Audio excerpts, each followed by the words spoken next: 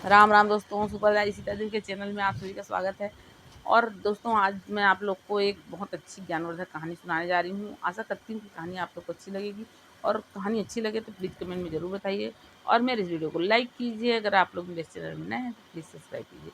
दोस्तों, चलिए मैं कहानी शुरू करती हूँ। कहानी है एक गाँव की। एक गाँव में एक लड़का रहता है और वो बदनसीब रहता है, और लोग उसको मतलब बदनसीब बदनसीब बोल बोल के और ज़्यादा उसको दुखी कर देते हैं। वो अपने भाग्य से बहुत ज़्यादा दुखी रहता है।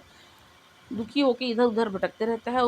अचानक उसको एक बहुत ज्ञानी साधु मतलब मिलता है। उस साधु को देख के, और वो साधु जी से पूछता है कि आप मेरे बारे में कुछ बताइए। लोग मेरे को भाग्यहीन, दुर्भागी बोलते रहते हैं, और वास्तव में मैं दुर्भाग्य इंसान हूँ।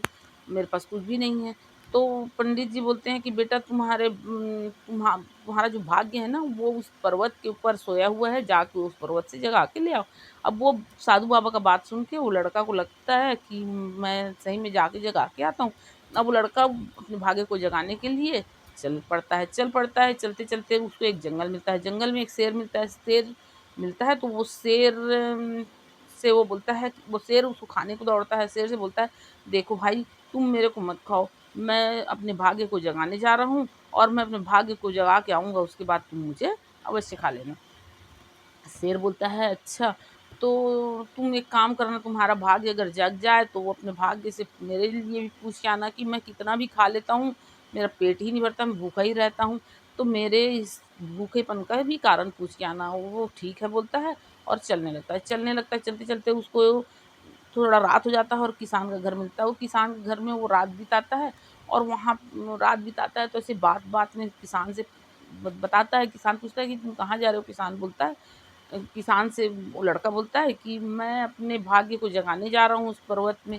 अब वो किसान बोलता है कि अच्छा, तुम्हारा भाग्य जग जाए तो तुम मेरे बारे में भी पूछना कि देखो, मैं अपने खेत में कितना भी मेहनत कर लूँ, मेरे खेत में अच्छी फसल नहीं होती, और मेरे घर में जवान लड़की है। मेरा अगर यही परिस्थिति रहा तो मैं अपनी लड़की का शादी कैसे करूँगा? इस चीज़ की मुझको चिंता रहती है। तो तुम अपने भाग्य से मेरे भी इस काम का पूछ के आना, समस्या का हल पूछ के आना। और लड़का बोलता है, ठीक है, पूछ लूँगा। अब वो उसके यहाँ रात बिताने के बाद फिर से चलने लगता है। चलते-चलते वो एक राज्य में पहुँचता है। उस राज्य में वो राजा के यहाँ कुछ प्रोग्राम होते रहता है, जलसा-वलसा, तो वहाँ वो रुक जाता है तो अब वो राजा की नज़र में आता है। राजा पूछता है, तुम कौन हो और कहाँ जा रहे हो?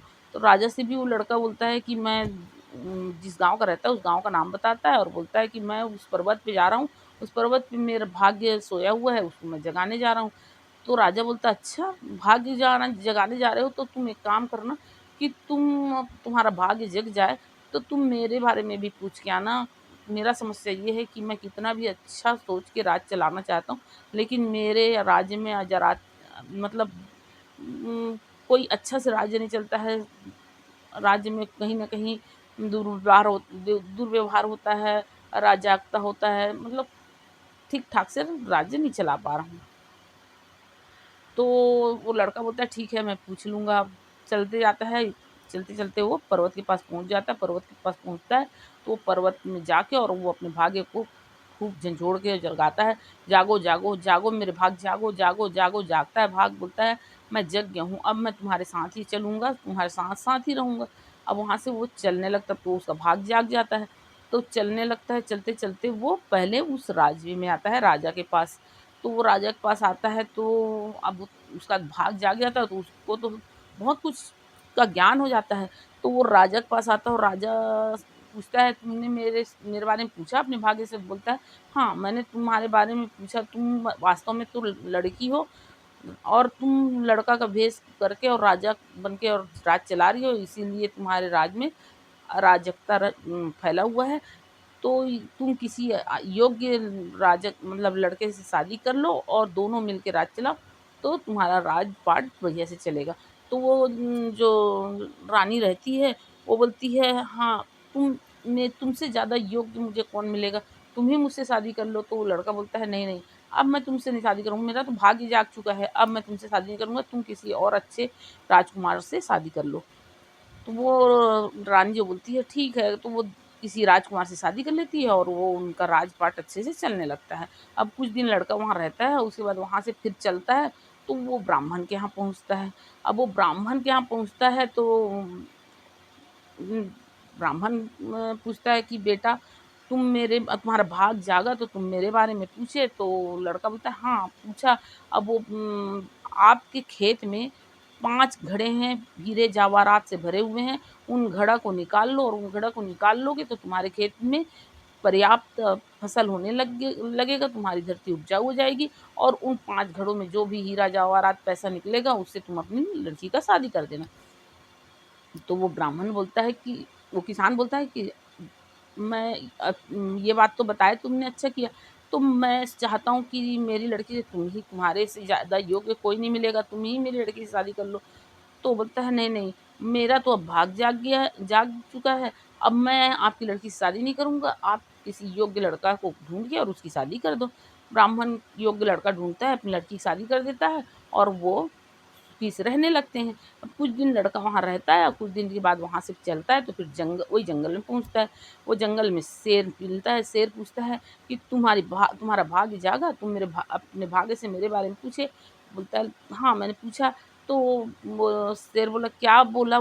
तो बोले कि तुम किसी मूर्ख व्यक्ति को खा लोगे, महामूर्ख को खा लोगे तो तुम्हारा भूख मिट जाएगा। शेर सोचता है और शेर को ये अपनी सारी कहानी बताता है, जाने से लेके आने तक का। तो शेर सोचता है कि इससे बड़ा मूर्ख कौन मिलेगा मेरे को?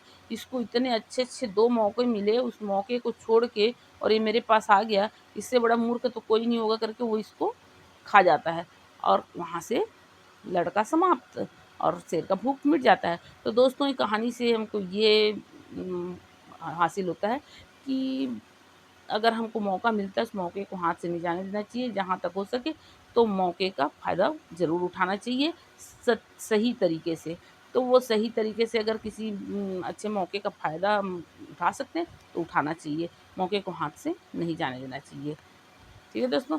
राम, राम दोस्तों।